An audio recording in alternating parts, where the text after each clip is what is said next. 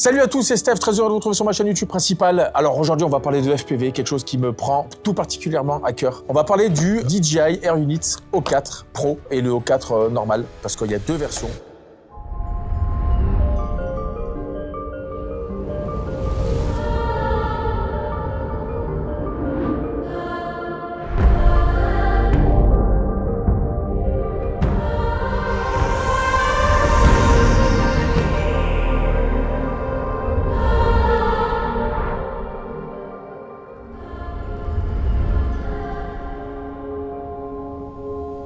Je vais vous faire une revue produit.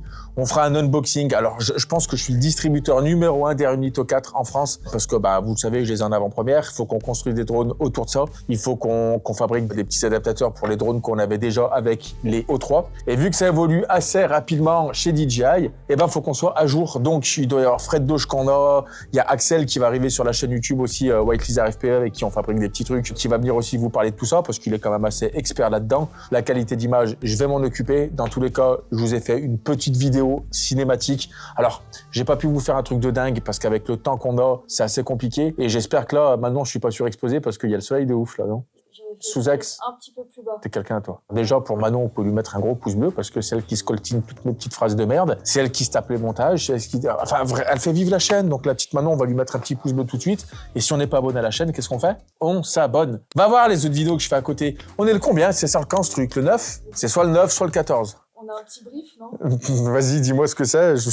C'est vrai. Le lancement officiel est le 9 janvier. Oui, alors, donc ça sort le 9 janvier. Comme je vous disais, en fait, moi, je vais vous faire une revue produit parce que je peux vous en parler. Je le teste déjà depuis un petit moment. On a déjà les drones. Là, on est le combien? Le 18 décembre. Ok, donc on a eu le temps de fabriquer des trucs, même pour la version light, etc. Donc, j'ai eu le temps de le tester. En termes de qualité, je vais pas vous faire durer le suspense. On est typiquement sur un Avata 2, étant donné que même les filtres ND, c'est les mêmes que l'Avata, étant donné que c'est la même caméra, d'accord? Mais on va rentrer dans les détails de tout ça. Tiens, Babou, viens faire le pro vite fait. Et continue à nous emmerder. Viens faire le pro, tu vas passer sur la vidéo. Non, mais viens, mais fais genre, vas-y, fais genre, t'es un pro. C'est pour la communauté du FPV, parce que si t'es pas pro, t'es de merde. T'as un bouton gros, je te jure, on dirait un 5 pouces par contre là-haut. Une gomme rare avec Photoshop. Ouais. Tu sais, les mecs qui disent ça, les vieux relous. Vas-y, prends ça là. Il est pas encore ouvert, lui, on va le recevoir encore aujourd'hui. Non, mais non, je le ferai. Bah, vas-y, tu décolles tous les jours, toi. Vas-y, allez. Je peux? Vas-y. ASMR. Y'a rien. C'est de la Bon, merde. Du coup, alors, Vas-y, attends, fais le pro. T'as pas un micro là, vite fait? Je vais l'enlever, c'est relou. Je vais l'enlever, ouais, c'est vraiment relou. Bon, du coup, alors, un petit O4, alors c'est très simple, en fait, ça sert à mettre sur un drone, un hélicoptère, une voiture télécommandée, par exemple. Le but, en fait, c'est d'avoir une caméra avec un récepteur pour casque ou autre chose pour pouvoir filmer. Alors, le O4, c'est la même caméra qu'il y a sur l'Avata 2 et c'est du micro 4 tiers. Donc, franchement... Micro 4 tiers. C'est pas ça. Le capteur, il est comme ça. Non. C'est du 1 tiers de pouce. Donc, c'est de la merde. J'en sais rien. Non, mais ça filme bien. C'est du micro 4 tiers et on a des filtres ND électroniques intégrés. C'est vrai? Non. Ah. Ça aurait été génial. On se voit les filtres ND. En fait, je vous explique tout le monde, tu as la version normale qui va avoir moins d'options, on va en parler tout à l'heure, mais en gros, il n'y a pas de carte SD, il n'y a pas de micro SD, pardon, il y aura pas de 120 fps, je crois. C'est quoi, c'est juste une question de budget? C'est une question de budget, puis c'est surtout que ça, en vrai, alors ils m'ont dit d'en parler DJI, mais ça, c'est plus vraiment pour les mecs qui veulent faire de la race, je pense. Ah oui, c'est juste pour mettre une caméra pour voir. Ouais, ou faire peut-être du freestyle, en tout cas, t'as les transmissions low latency, etc., mais bon, on le verra après. Vas-y, mais fais le pro à mort, comme si t'avais une grosse communauté dans le FPV, vas-y. Non, mais alors voilà, alors l'avantage en fait de cette caméra, je suis pas bon. Le micro 4 tiers, c'est vraiment que vous pouvez faire une grosse montée en ISO. Vous avez le dual ISO à 128 000, à 128 000 là-dessus. Donc, ce qui vous permet de pas avoir de bruit quand vous filmez. L'avantage, c'est que vous pouvez faire un tournage en full extérieur, full ville, full nuit, en drone, sans assistant de pilotage, avec cette caméra, car avec ça, vous allez pouvoir voir. Et surtout, ce qui est important, c'est quoi? C'est dans le festival, vous pouvez survoler du monde. N'hésitez surtout pas à raser les crânes. L'avantage de cette caméra, c'est qu'elle est au-dessus des hélices, ce qui permet de bien voir. Au cas où, si vous voulez l'acheter, n'écoutez absolument pas Babou ce qu'il vient de dire. Vraiment, il a vraiment dit de la merde. Moi, j'ai un truc que j'ai jamais compris. Dis-moi. Pourquoi les objectifs sont ronds alors que les vidéos qu'on fait, ils sont carrés? Comme j'ai envie de te niquer. Comme j'ai envie de... Elle vient, elle. Non, c'est ce qu'il me dit la dernière fois. quand on a fait un Reels, vous savez ce qu'il me dit dans les commentaires? Il me fait pourquoi il y a personne qui habite sur la Lune? Il y avait la pleine Lune. Et moi, je le regarde, je suis parce qu'elle est toujours éclairée, il fait toujours jour. Fous-moi le camp, je vais finir ma vidéo. Là. La tête de moi, t'es tellement le mec le moins crédible qui existe. Il était ignoble. Allez, donc, excusez-moi pour cette intervention de merde par un mec où on voit qu'il a absolument rien à foutre dans le milieu. Non, mais c'était juste histoire de faire intervenir Babou. Alors, pour vous faire un petit unboxing, c'est très simple, je vous le fais parce que je vous le fais. Donc là, vous avez votre petit câble qui va se plugger à votre FC. Ok. Donc, ce qui est bien aujourd'hui, c'est qu'avec les Air Units, alors déjà depuis la version, depuis l'ancienne version, hein, hop, ça dégage, ça dégage, et ça dégage. Depuis la version du Air Unit O3, on n'a plus besoin de souder. Tu sais que c'était la merde avant le FPV. Il fallait souder des petits trucs. Si t'es pas soudeur, c'est la merde. Et effectivement, aujourd'hui, le FPV, ça a vraiment augmenté de ouf en termes de popularité aussi et d'entrée dans le milieu, parce que c'est de plus en plus simple. Et ça, vraiment, c'est une vraie plus-value avec DJI. Quand ils sont arrivés avec le numérique, ils ont vraiment cassé le game. Donc, ils sont vraiment arrivés avec un truc plug and play, c'est-à-dire qu'aujourd'hui, vous avez quoi en fait? Vous avez un petit boîtier comme ça avec plusieurs Anthrax, d'accord? Donc en fonction des frames que vous allez avoir, il y a plusieurs Anthrax. Mais en tout cas, les anciens Anthrax, vous avez la même taille que les nouveaux, ce qui fait que globalement, sur toutes vos anciennes machines pluguées avec un O3, vous allez pouvoir mettre un Air Unit O4 Pro. Le seul truc qui va changer, ça va être au niveau de la cam, ça va être à peu près les mêmes Anthrax, sauf qu'elle va être un peu plus profonde. Globalement, ça reste sous cette forme-là, au niveau du form factor, si on compare avec l'autre, et ben c'est pareil, sauf que là, on a un dual antenne, d'accord? On a le câble qui est un peu plus long aussi, si vous voyez ici, il est un tout petit peu plus long, ce qui fait qu'on va pouvoir sur les frames le mettre beaucoup plus à l'arrière. Et ensuite, on a ce petit câble d'alimentation qui, avec aussi, en plus, en dessous là, nous ont mis des petits pads pour pouvoir souder directement. Si vous voulez souder et utiliser directement des petites soudures, je sais que ça existe. Alors Axel vous en parlera un petit peu plus parce qu'il est un peu plus pro que moi. Ça, c'est les trucs où je mets pas les pieds dedans parce que ça me saoule déjà de bricoler des drones. Mais le Air Unit O4 normal, celui-ci sera plus destiné en vrai à ceux qui font peut-être de la race, qui veulent pas forcément faire d'image, même si la qualité va être super bonne. Hein. Mais voilà, il n'y a pas de micro SD. On va regarder les specs un petit peu après, comme je vous disais avec Axel. Mais voilà, je vais pas trop vous en parler, c'est pas trop le but. Moi, ce qui m'intéresse vraiment aujourd'hui, c'est ce genre de frame, c'est de faire du cinématique avec, savoir en termes de qualité d'image, qu'est-ce que ça propose en termes de latence, de transmission, de portée, etc., de toutes les petites options qu'on peut avoir. Donc voilà, on se rejoint tout de suite avec Axel. On va faire un petit peu des questions-réponses entre lui et moi. On va vous parler de technique et puis comme ça, ceux qui sont vraiment dans le FPV, on va pouvoir répondre à quelques questions. Pour les autres, inquiétez-vous pas, je vais vulgariser le truc pour vraiment vous faire un truc pour pas que ça soit trop chiant parce que quand tu rentres vraiment trop dans des détails comme ça, c'est vite relou. Bon, déjà la notice, regarde. Non! On se retrouve avec Axel, alias White Lizard HPV. On va parler un petit peu des specs, comme je disais, pour ma commu. Toi, si, vu que tu connais le produit, parce que je te l'ai envoyé, tu as fabriqué 2-3 petits trucs sur mesure, avec Fred aussi, mais là, c'était juste histoire de faire la vidéo. Je l'ai envoyé en avant-première, et là, il est en train de monter d'ailleurs. Attends, déjà, là, t'es en train de dégager le Air Unit O4 Lite. C'est ça. Parce que lui, ce que je disais sur la vidéo, en fait, il va servir pour les mecs qui font de la race, en vrai. Pour les mecs qui font de la race ou alors pour les gens qui ont des tout petits tini. Ouais, mais... Pour des petits 2 pouces, histoire de s'amuser en intérieur. Parce que tu sais, ce qui est marqué pour le Air Unit O4 Pro, c'est marqué above 3 pouces. Ouais. Donc en gros, en minimum, il faut utiliser un 3 pouces. En tout, ça risque d'être un petit peu limite. Ouais. Même si je pense que ça passe, parce que tu sais, les petites merdes que j'ai avec le O3, ça marche déjà. Ouais, ça marche. Bah là, on va essayer de le monter dans un 2 pouces et demi. Alors c'est sûr que dans un 2 pouces et demi, ça va pas être super puissant, mais pour faire des petits vols en intérieur, je pense que ça peut être bien intéressant. Et à mon avis, le O4 normal, il va plus être pour pas spécialement pour filmer, mais pour avoir même pour des machines, ouais, pour de la race, pour du freestyle aussi, pour des gens qui n'ont pas spécialement besoin de filmer, qui veulent des trucs pas trop chers. Là, ce qu'on va faire, c'est qu'on va vous parler vite fait d'un truc aussi. On va avoir pas les race bands, mais la version race. Tu l'as vu passer ou pas ça? Ouais, j'ai vu. Ça, en fait, c'est en termes de millisecondes, en termes de latence, on est entre 15 et 20, je crois, non? C'est quoi? Je sais même plus. C'est ça. C'est le truc que j'utiliserai jamais, parce que si on filme normal, on est à combien, en fin de compte? Je sais pas si t'as... Alors, si on filme normal, on est aux alentours des 30 millisecondes de latence. Ok, donc à peu près comme le Air Unit O3? À peu près comme le O3. Un peu mieux, je pense, hein, forcément, parce qu'ils ont fait peut-être... Non, je pense que c'est pas tant là-dessus qu'il va y avoir des améliorations par rapport au O3. Ouais, ça va être plus sur la latence, mais ouais, taille capteur, qualité d'image. Ok. Et réception vidéo aussi. Ouais, parce que là, du coup, on voit qu'on a une seule antenne. Alors, on a deux antennes qui sont bobinées dans une. C'est quoi, c'est des spironettes, là, les gens de merde, là? T'en souviens pas, les trucs qu'il y avait avant, là, les trucs qui sont... Donc ça, si je l'arrache fort, ça, pour voir? Là, je rigole.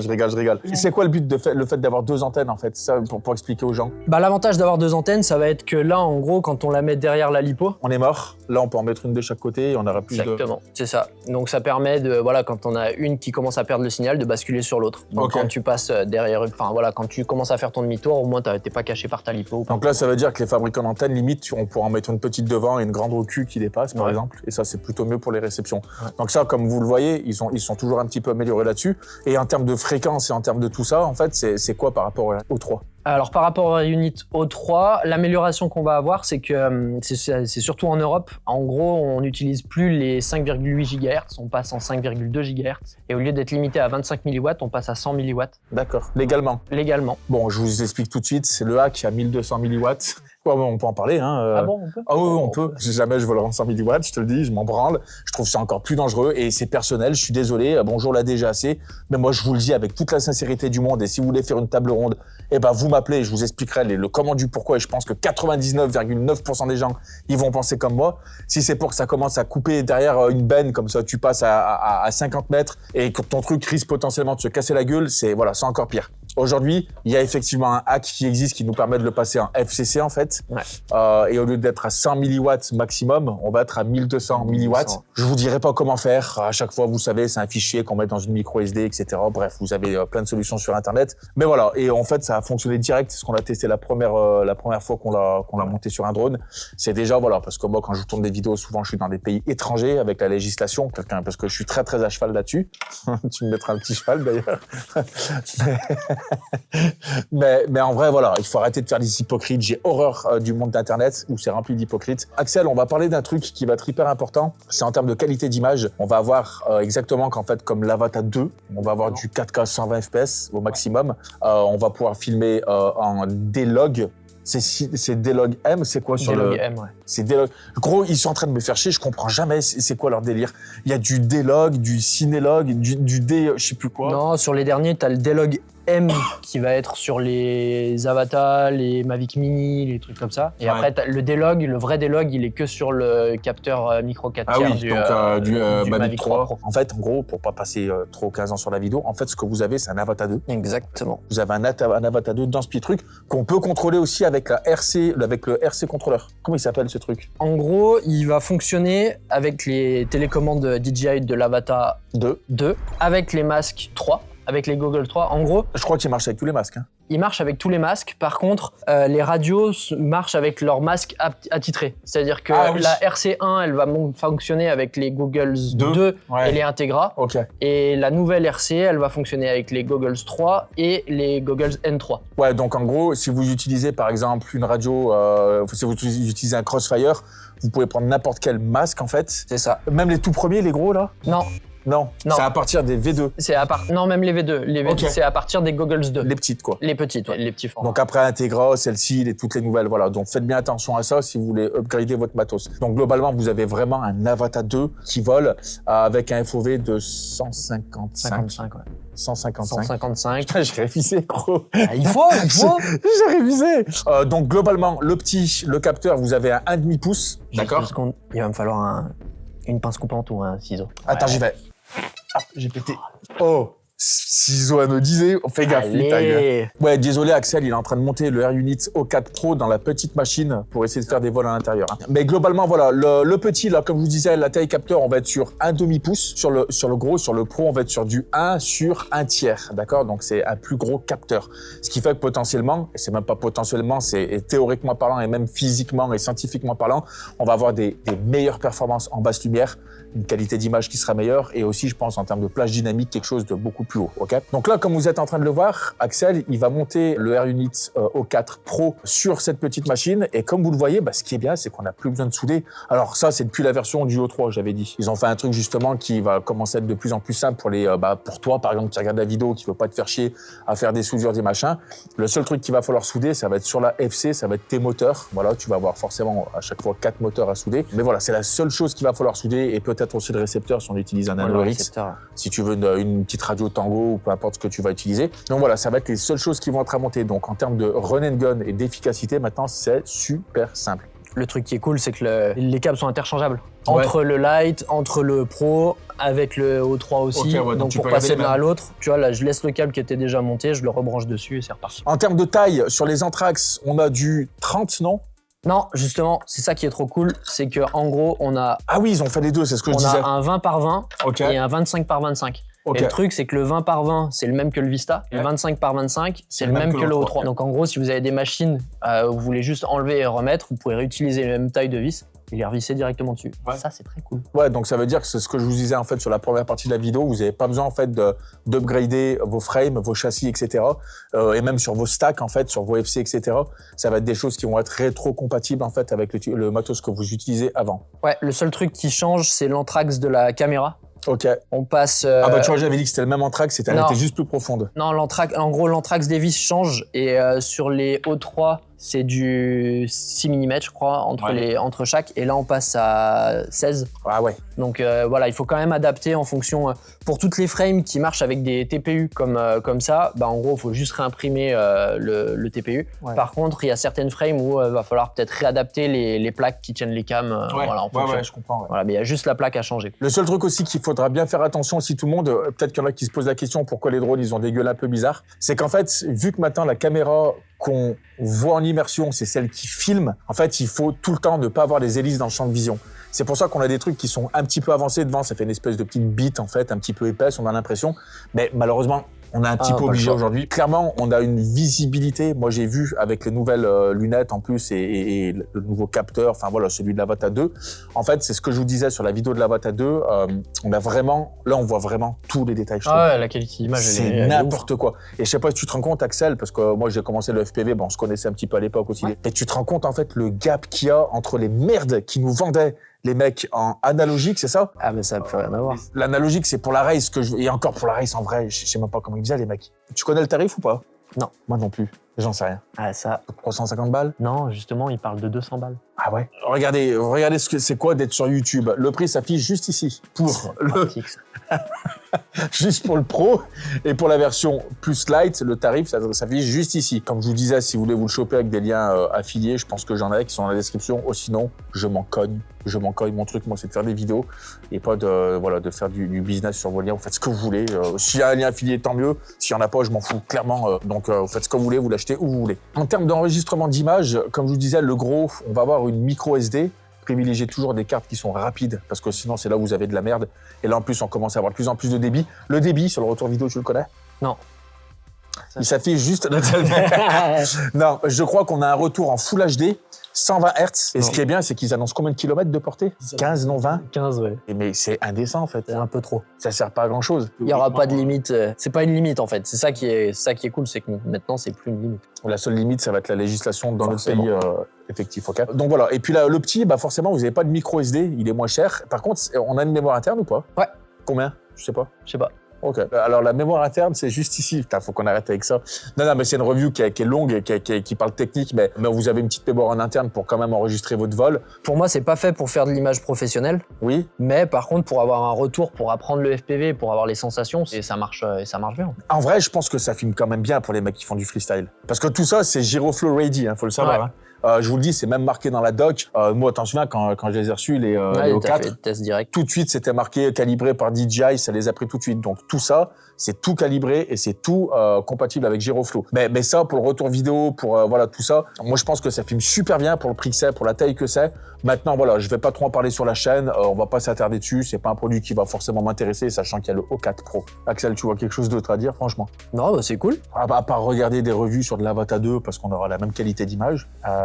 Je sais pas trop quoi vous dire de plus, très honnêtement, parce que voilà, on est en train de monter, mis à part aller voir la vidéo cinématique, comme je vous disais, je vais pas sortir un gros concept, je vais vous faire un truc fun, c'est du FPV, voilà, tout a été fait aujourd'hui. Si t'es pas dans un pays de malade aujourd'hui, enfin, ce qui va compter à 80% dans une vidéo FPV, sur un niveau, on va dire, standard que tout le monde connaît, ça va être le paysage où tu es. Mais voilà, en vrai, je pense qu'on a fait le tour, il y a pas de truc, t'as vu des défauts, toi, vu que si tu l'as essayé, vu que tu l'as monté, enfin. Non, bah, moi, clairement, c'est ce que j'attendais, parce que en fait, j'adore l'Avata, j'adore la qualité d'image qu'on a avec un Avata 2. Ouais.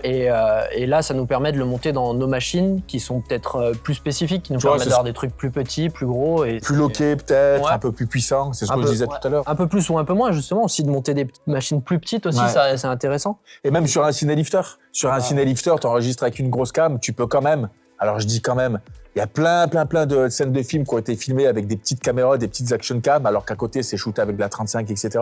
Mais au cas où, tu peux quand même aussi avoir un backup. T'as un vrai backup. Tu vois, tu veux utiliser une O5 par exemple, tu peux la mettre dessus, tu vas avoir une double cam. Si d'un coup tu te trompes sur une expo, t'en as un autre qui est automatique, ça peut te sauver la vie, tu vois. Donc là, je peux voir ce que t'es en train de faire là, c'est très très beau. En fait, là, t'es en train de me dire que ce truc-là, t'as une action cam de ouf qui filme super bien en 4K 120 fps avec du log, en 4:2 10 bits.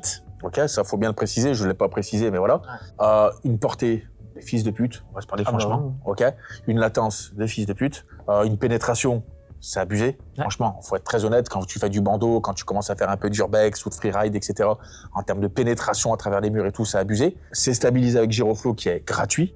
Ok, et tout ça pour moins de 300 balles. Moins de 300 balles. Voilà, on sait pas trop le tarif, mais voilà. Donc toi, tu lui mets une note de combien sur 100 en vrai? Parce que moi, j'aime bien mettre des notes sur 100, ça c'est précis, tu vois. Franchement. C'est dur de dire, ah bah, j'allais lui mettre 90 parce qu'il me manquerait du 8K, enfin. Ouais, non, mais c'est ça. La question, c'est qu'est-ce qu'il pourrait y avoir de plus, tu vois. Et franchement, pas grand-chose. Surtout pour le tarif, quoi. Bah, c'est ça, c'est que pour le tarif, là, on est arrivé à un moment dans la technologie. Alors oui, bien sûr, on veut toujours plus. On veut, c'est ça, c'est ce que je dis. on veut 25 km de portée, on veut un capteur micro 4 tiers dessus. Et c'est du micro 4 tiers. Mais là, c'est déjà suffisant, en fait. Pour 95% des usages, c'est suffisant. Même à titre pro. Hein. Puis en plus, c'est léger, ça prend pas de place, c'est run and gun. Ouais, c'est ça. Franchement, moi, un truc comme ça, moi, d'après ce que j'ai vu en test, etc., ce que j'ai vu dans le masque, les tests que j'ai fait en termes de qualité, etc., je sais même pas quoi lui enlever comme point. Si, je crois qu'il y a un truc qui est casse-burne. Je crois qu'on n'a pas de 4K 25. Ouais, après, si on se met en 50, on fait du ça, x2. Ouais, c'est ça, faut se mettre en 50. Mais je sais pas pourquoi on n'a pas de 4K 25. T'as de la 4K 30. Je crois, sais, oui. Mais ouais, mais bon, on est en France, 25. là, tu vois. Ouais. En fait, je pense que c'est lié justement au fait que le framerate, il est lié au rafraîchissement de ton image. Okay. Donc, je pense que si tu descends trop bas, tu perds un peu en lag, alors que 60, c'est le bon compromis, quoi. Donc là, ce que tu as fabriqué, là, c'est censé marcher, là. Voilà, ouais. Alors, il est à l'envers, là. Il est à l'envers. Ok, donc là, j'ai mon petit tilt et tout. Putain, c'est incroyable, c'est trop bien. C'est ça. Bref, eh ben, écoutez, dites-nous ce que vous en avez pensé. Cette review, on a essayé de vous faire... On va pas faire les teubés, le fil, de commencer à le mastiquer parce que je vais prendre l'O3, je vais le massacrer, je vais le manger gros. Je vais mettre un coup d'or. Non, matériel. Je respecte rien, moi. Enfin, si, je respecte le matériel, mais ça me saoule de faire les mecs qui s'y connaissent. Je vous le dis, voilà, moi je l'ai testé, il est approuvé. Axel, il l'a testé aussi, donc je pense que voilà, il l'a approuvé à 1000% aussi. Alors, vous faites votre propre avis, vous voulez l'acheter, vous voulez pas l'acheter, vous l'achetez pas. En tout cas, on peut faire des vidéos incroyables avec, surtout avec des machines fait maison. Je vous rappelle que ça, c'est des Gravity de chez Fred Dosch en carbone aéronautique. Ils sont incroyables, c'est des frames tu peux faire du freestyle, du cinématique. Moi, je fais que du cinématique avec. Il y a plein de mecs qui font du bang et tout ce que tu veux. C'est de la dinguerie, hein. Allez-y, hein. Vous allez sur doge.fr, je sais pas c'est quoi son site, je vous laisserai dans la description. Puis voilà, puis Axel qui, je te remercie aussi, White Lizard FPV, allez voir ce qu'il fait un petit peu aussi sur YouTube et sur Insta. Merci Axel pour ce petit retour. On se dit à très bientôt pour peut-être d'autres vidéos, peut-être des petits tutos en VFPV, même si je me branle de ouf. Mais je vais être très honnête, tu vois. Moi, je suis un mec qui fait de l'image, je suis pas un mec qui monte et qui mastique de l'étain, tu vois. Mais en tout cas, merci d'avoir suivi cette vidéo. N'hésitez pas à mettre un like, à vous abonner. Et voilà, et tout le reste, hein, si vous voulez suivre les formations, tout ça, il y a le bouton rejoindre. Je vous dis à très bientôt. Axel, à bientôt aussi. Et puis surtout, soyez vous-même et surtout, soyez créatifs. Ciao.